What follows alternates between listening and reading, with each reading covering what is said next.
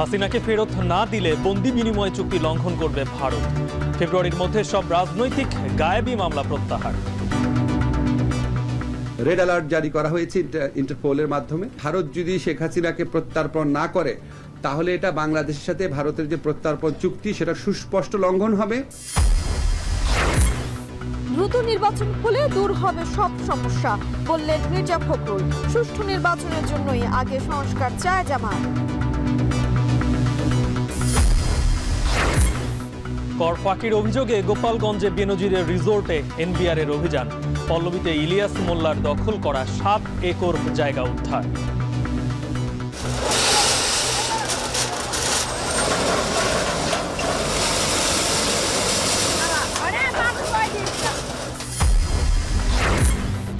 বাজারে এই মুহূর্তে প্রভাব না থাকায় ওএমএস এর 10 কৃষি পণ্যের প্যাকেজ স্থগিত। ভ্যাট বেশি বাড়ানো হয়নি বললেন অর্থ উপদেষ্টা।